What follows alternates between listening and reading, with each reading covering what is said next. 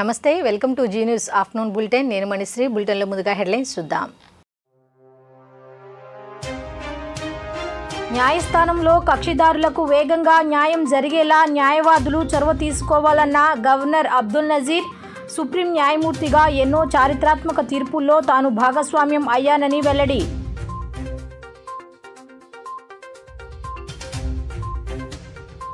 ప్రజాగళం సభపై ప్రభుత్వ సలహాదారు సజ్జల విమర్శలు. ఏ ముఖం పెట్టుకొని ముగ్గురు స్టేజ్ ఎక్కారని ఫైర్.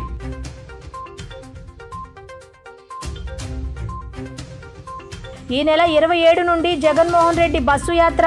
అన్ని పార్లమెంట్ నియోజకవర్గాల్లో సభలు నిర్వహించేలా ప్లాన్.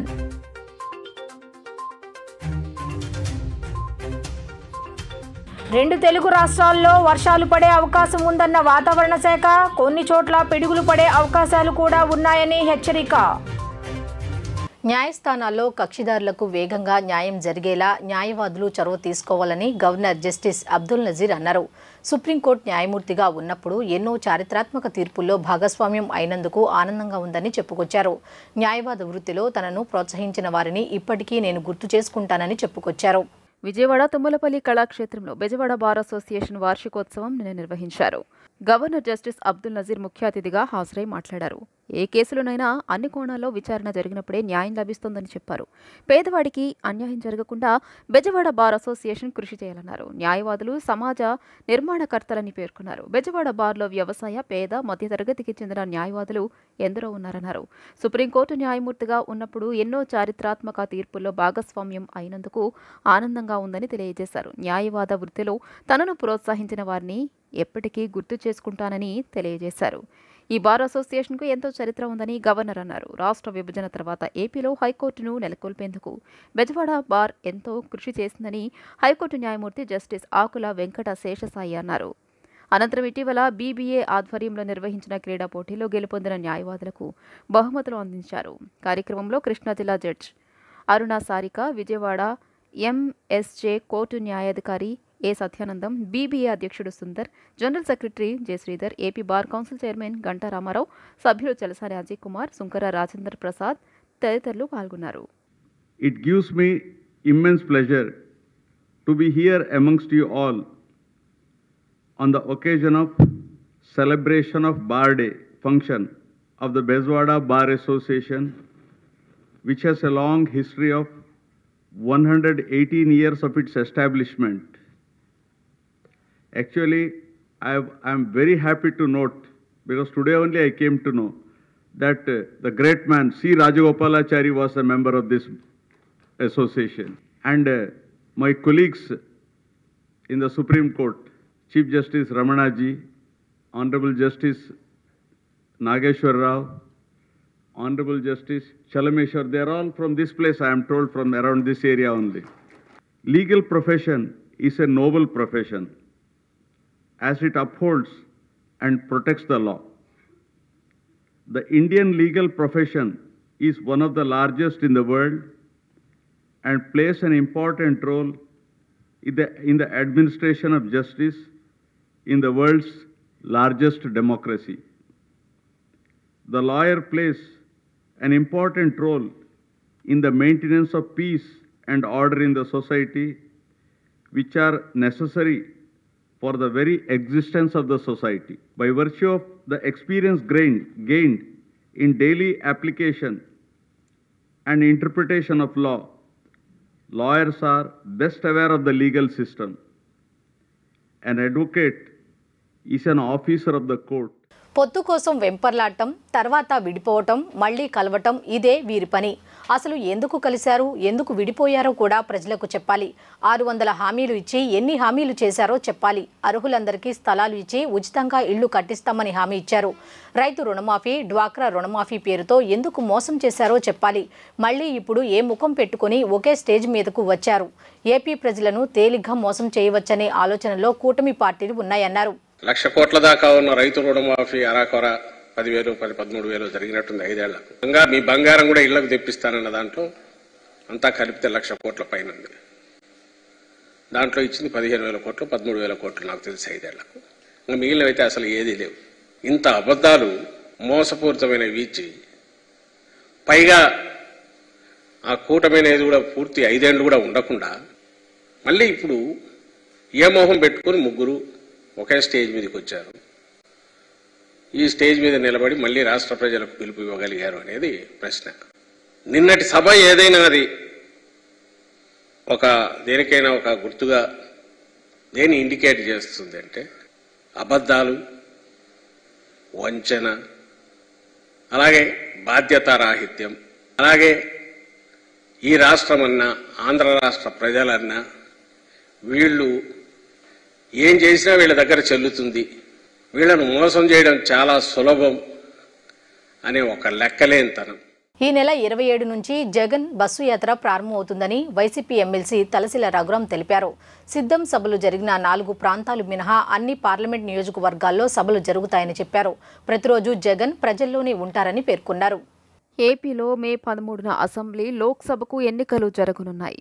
ఇప్పటికే అన్ని పార్టీలు విజయమే లక్ష్యంగా ప్రచార పర్వంలో దూసుకుపోతున్నాయి. వైసీపీ అధినేత సీఎం జగన్ కూడా సిద్ధం సభలతో ప్రచారాన్ని ప్రారంభించారు. జగన్ రానున్న రోజుల్లో ప్రచారాన్ని హోరెత్తించనున్నారు.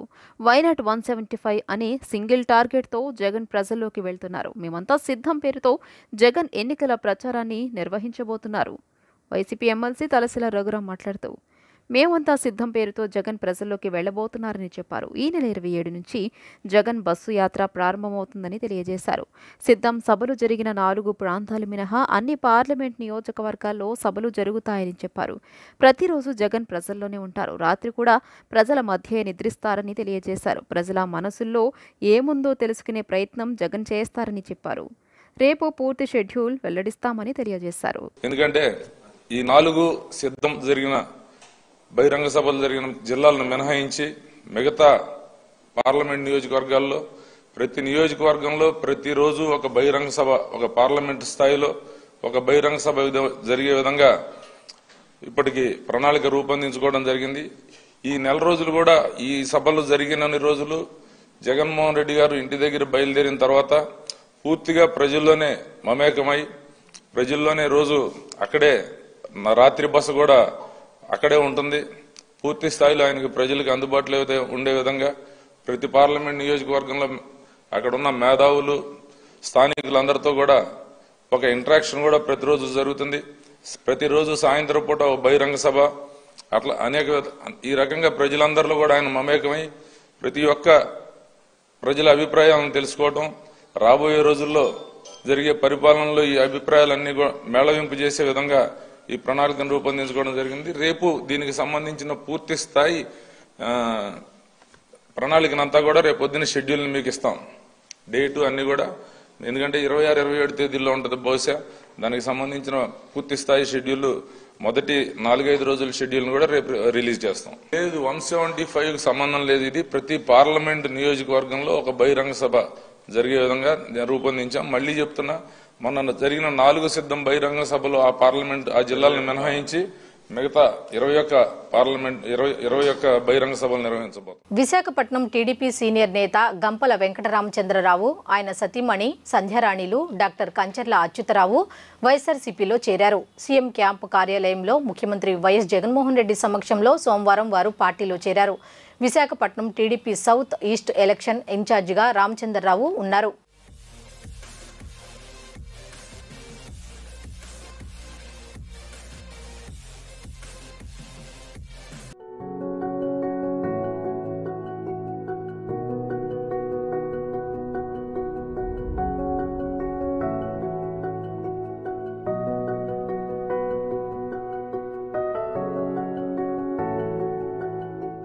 ప్రజలతో మమేకమయ్యేందుకు తెలుగుదేశం పార్టీ ప్రధాన కార్యదర్శి, మంగళగిరి నియోజకవర్గ ఆ పార్టీ అభ్యర్థి లోకేష్ సోమవారం రచ్చబండ కార్యక్రమానికి శ్రీకారం చుట్టారు.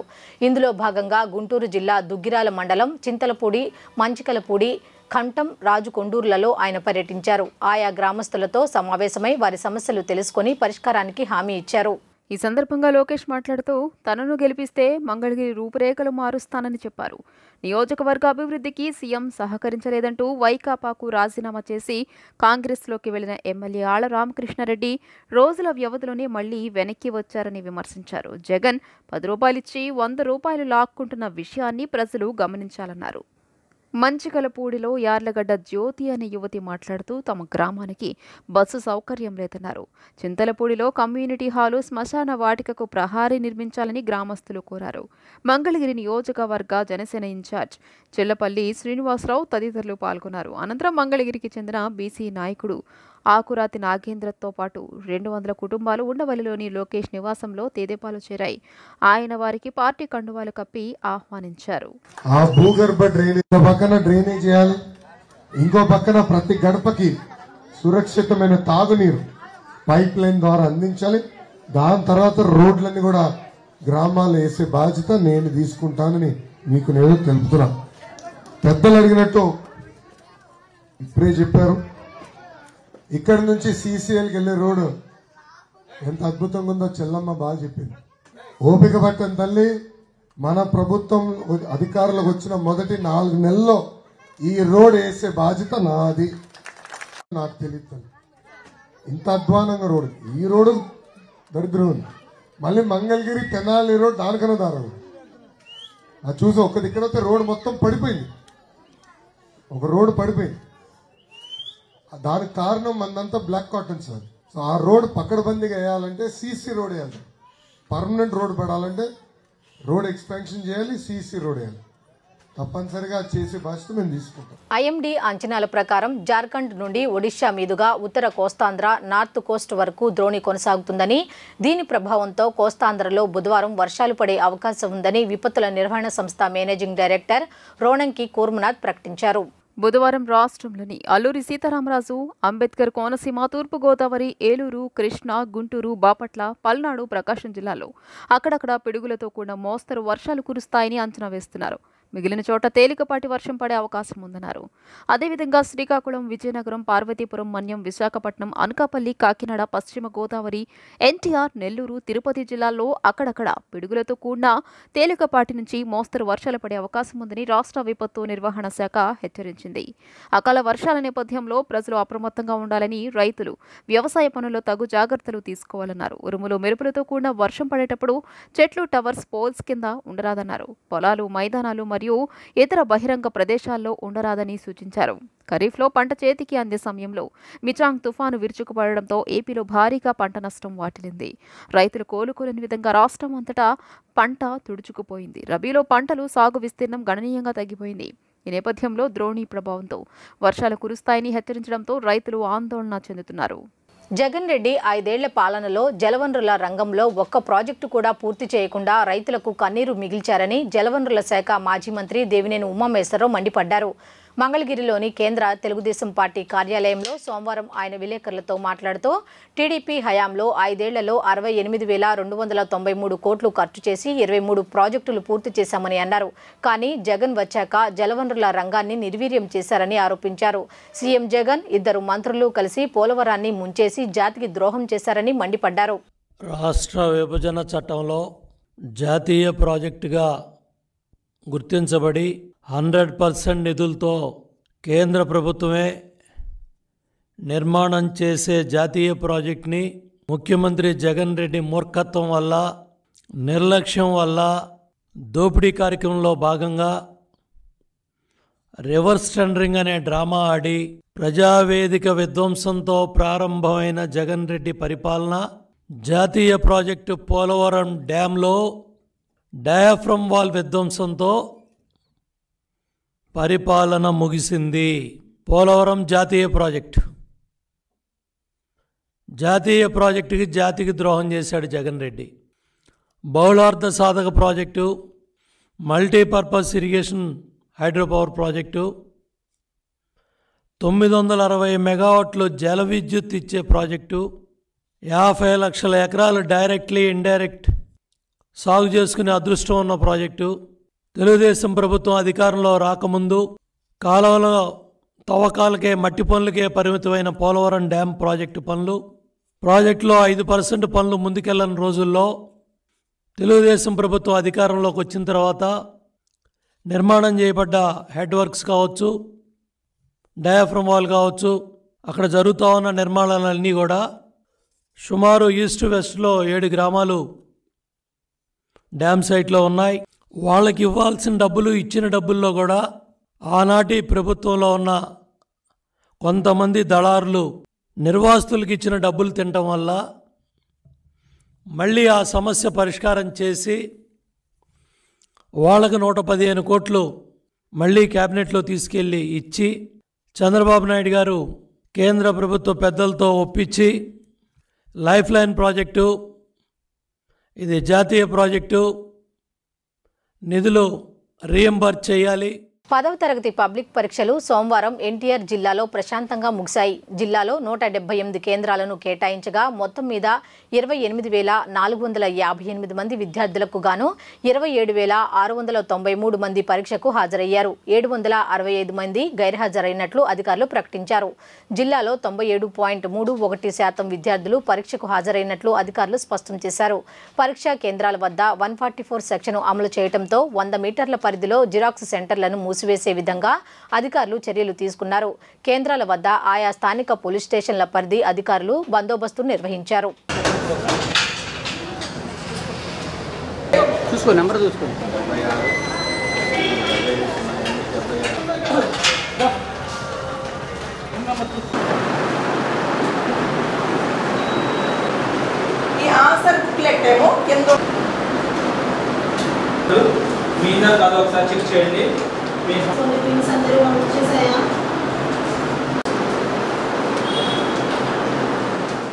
బీజేపీ, టీడీపీ, జనసేన సంయుక్తంగా చిలకలూరిపేటలో నిర్వహించిన ప్రజాగళం ఎన్నికల బహిరంగ సభ అట్టర్ ఫ్లాప్ అయిందని Rajamahendravaram MP, YSR Congress party city MLA అభ్యర్థి మార్గాని భరత్రాం అన్నారు. రాజకీయ స్వార్థానికి ఆంధ్రుల ఆత్మాభిమానాన్ని తాకట్టు పెట్టాలని చంద్రబాబు, పవన్ కళ్యాణ్ చూస్తున్నారని ధ్వజమెత్తారు. ప్రజాగళం వేదికగా రాష్ట్ర అభివృద్ధిపై ప్రధాని మోదీ ప్రకటన చేస్తారని ఎదురుచూసిన ప్రజలకు ఆశాభంగమే ఎదురైందని Rajamahendravaram MP, YSRCP city MLA అభ్యర్థి మార్గాని భరత్రాం విమర్శించారు. ప్రధాని మోదీ పట్ల టీడీపీ అధ్యక్షుడు చంద్రబాబు చూపిన అతి వినయం, పొగడ్తలు చూసి జనం నవ్వుకున్నారని ఎద్దేవా చేశారు. రాజకీయ స్వార్థానికి ఆంధ్రుల ఆత్మాభిమానాన్ని తాకట్టు పెట్టాలని చంద్రబాబు, పవన్ చూస్తున్నారని ధ్వజమెత్తారు. గతంలో కేంద్రంలో ఎన్డీఏ, రాష్ట్రంలో టీడీపీ అధికారంలోకి వచ్చిన ఏపీకి ఒరగబెట్టింది శూన్యమని చెప్పారు. రైల్వే జోన్, పోలవరం ప్రాజెక్టుకు పూర్తి నిధులు ఇస్తామని కనీస హామీ కూడా మోదీ ఇవ్వలేదని చెప్పారు. ఓటుకు కోట్ల రూపాయలు కేసు, వివిధ స్కీముల పేరుతో చేసిన స్కామ్ల నుంచి బయటపడడానికే పొత్తు పెట్టుకున్నారని మండిపడ్డారు.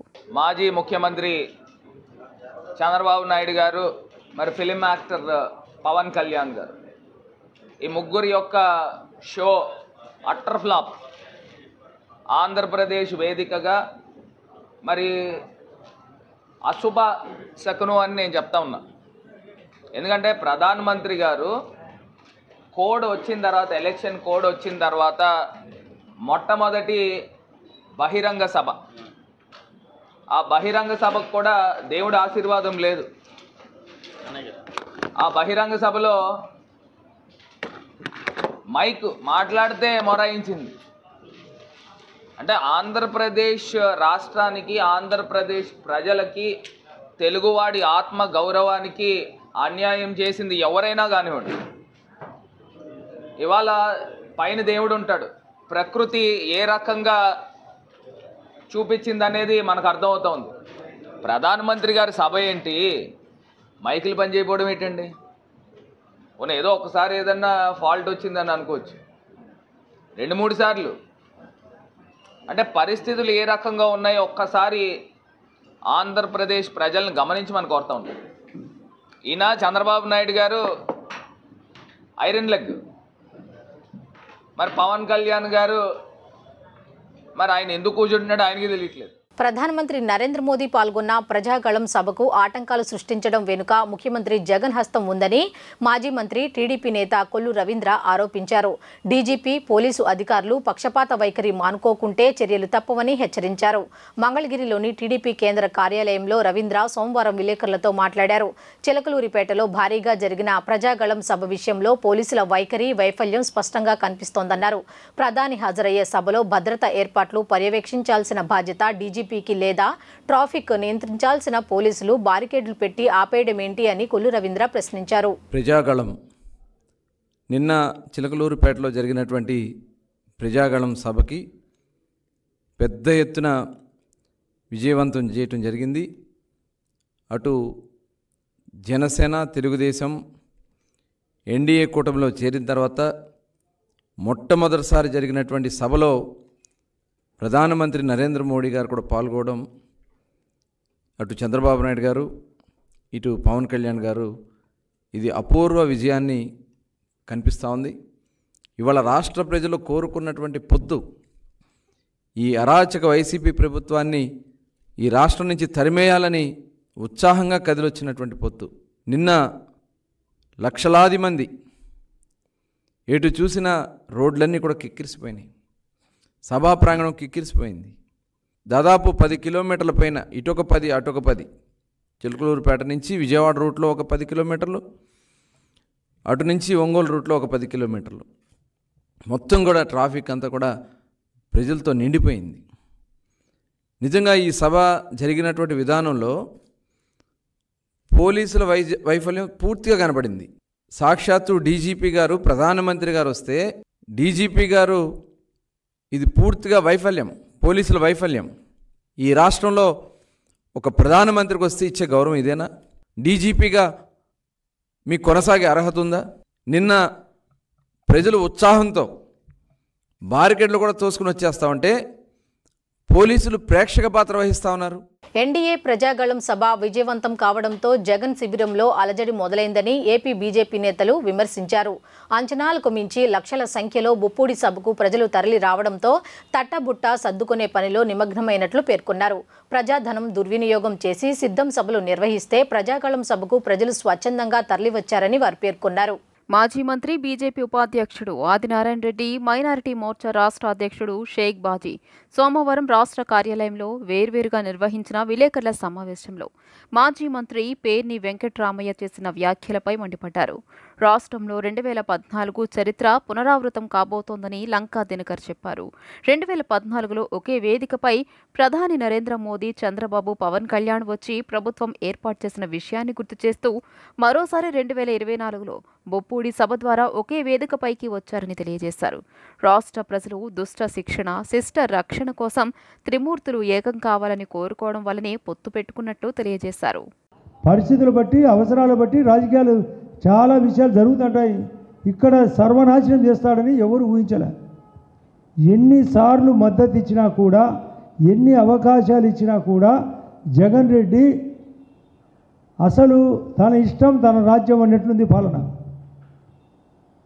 భారత రాజ్యాంగాన్ని పక్కన పెట్టినాడు. భారతీయ రాజ్యాంగం నడుస్తుంది ఇక్కడ. కోడికత్తి కేసు డ్రామా ఆడి ఎలక్షన్లు, రెండోది వివేకానంద కేసు డ్రామా అన్నాడు. ఒకటి ఎన్ఐఏ సంస్థ తేల్చింది ఇది డూప్ అని, జగన్ రెడ్డి పెట్టిన కేసు.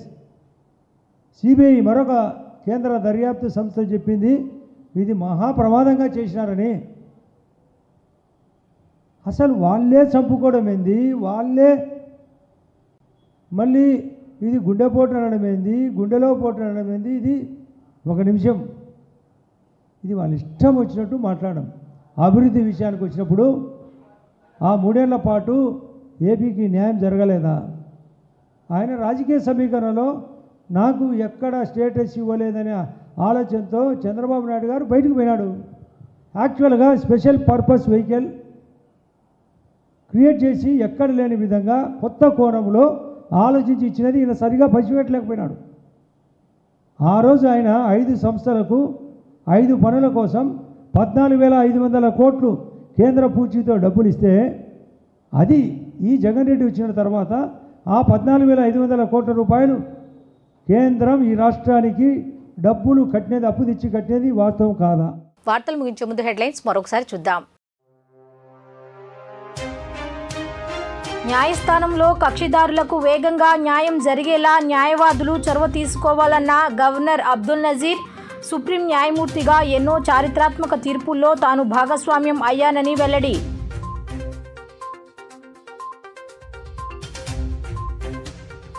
ప్రజాగళం సభపై ప్రభుత్వ సలహాదారు సజ్జల విమర్శలు. ఏ ముఖం పెట్టుకొని ముగ్గురు స్టేజ్ ఎక్కారని ఫైర్.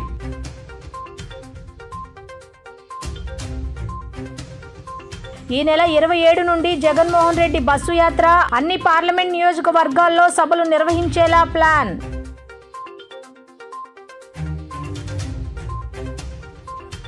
2 తెలుగు రాష్ట్రాల్లో వర్షాలు పడే అవకాశం ఉందన్న వాతావరణ శాఖ, కొన్ని చోట్ల పిడుగులు పడే అవకాశాలు కూడా ఉన్నాయని హెచ్చరిక. ఈ వార్తలు ఇంతటితో సమాప్తం. తిరిగి రాత్రి 7:30 బులెటిన్లో కలుద్దాం. అంతవరకు సెలవు. నమస్కారం.